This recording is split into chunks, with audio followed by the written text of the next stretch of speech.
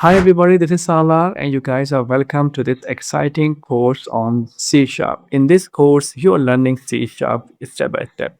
So the previous lecture was all about errors in programming. We learned important terms like compiler, compile time, runtime, compile time errors, runtime errors, and logical errors. In this lecture, like I told you before, we will be learning some important features of this program file. So here is a code from the previous lecture. Let's remove this code and our topic here is productivity scripts.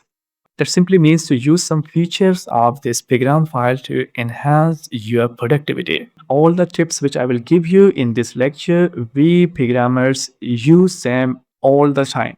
They are very useful and you will love using them. The first step here is console write line. As you can see, there is some effort when we write console.write line, but you do not need to write it manually. There is a shortcut, and the shortcut is CW. As you write CW, you see this suggestion window, and CW is actually represents console.write line. You do not need to use your mouse pointer. You can simply write CW and then press enter, and you have console write line on your screen or in your code file.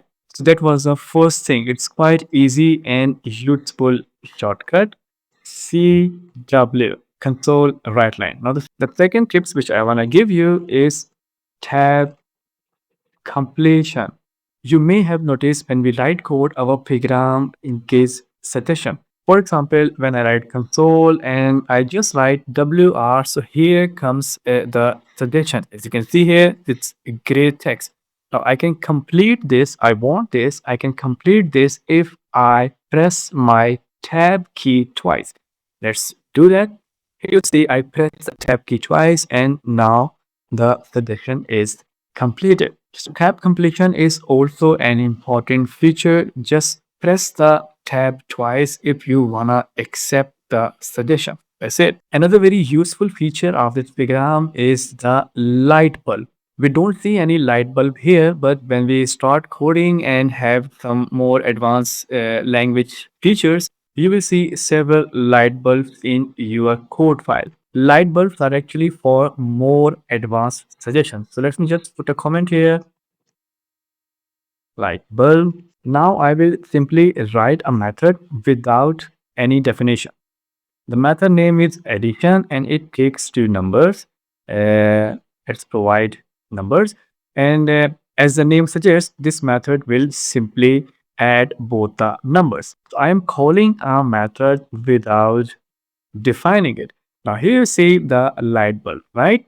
And we also have the error. It says the name addition does not exist. We know that the method is not defined, but we can use this light bulb to see the suggestion. Now when I click on the light bulb, here comes only one suggestion. Do you want to create the method addition?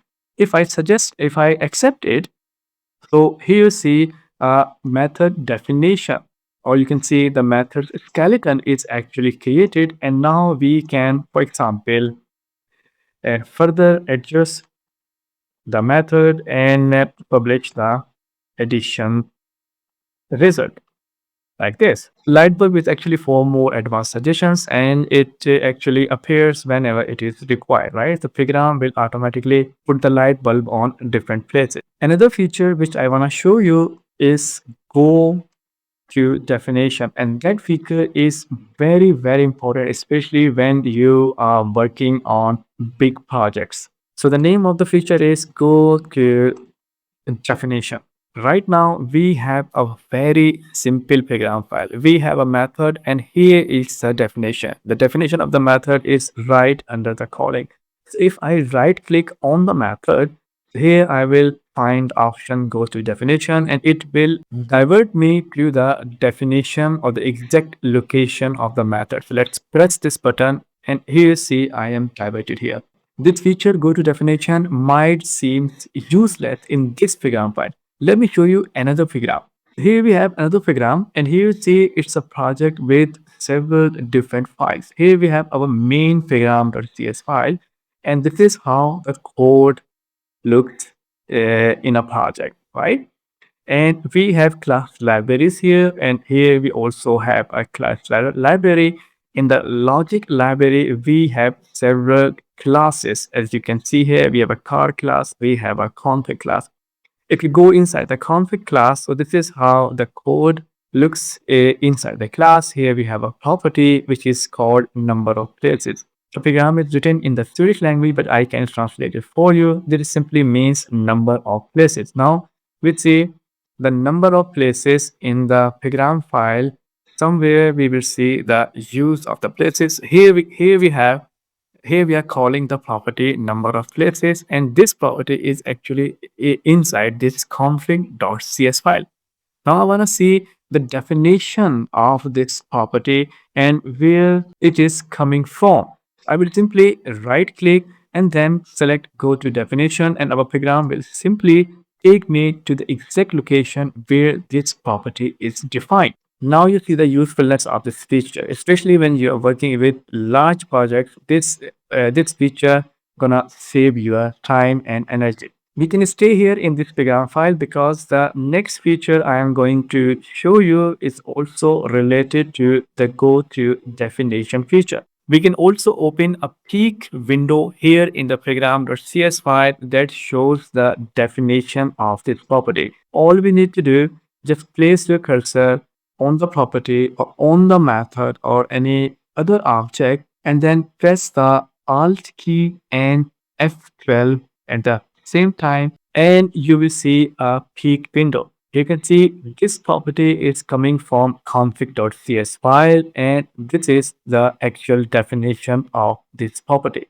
Alt key, press the Alt key and the F12 key on the keyboard, and you will see the peek window.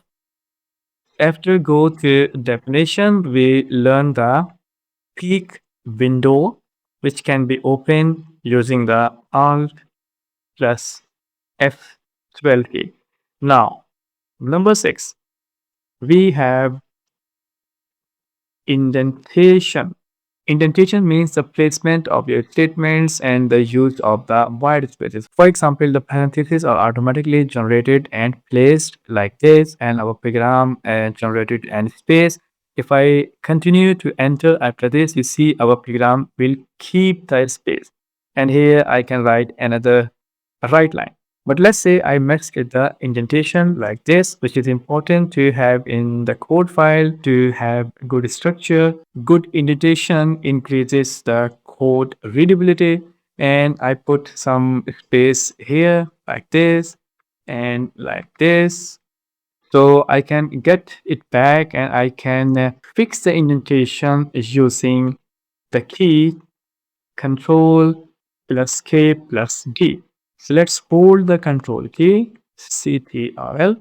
Just hold the control key and press it down. Press and release the K and press and release the D, and I can see the indentation is back. So that is a key combination you can use to have good indentation in your code file. And now the last one and the important one is get help. If you want to get help and read something about the predefined methods, properties, classes, etc., you can open the official documentation of C Sharp exactly for the method you want to study. Now, for example, I want to study the right line methods. I will put my cursor here and then I will press F1. As I press F1, our program will automatically open the browser and I will be diverted to the documentation of the right line. And here you see the documentation in the browser. This is a official documentation from Microsoft, and it talks about the right line methods. Now you can read more about this method.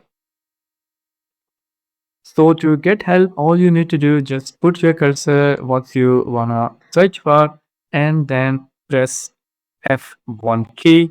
This program will automatically open a web browser and you will be diverted to the official documentation. So my friends, that was a lecture on productivity tips. All the tips I gave you are very useful. I use them quite a lot and other programmers use them also. it's now time to wind up this lecture, and in the next lecture, we will study the building blocks of a program, which are variables and data types. I will see you there. Thanks for watching this one.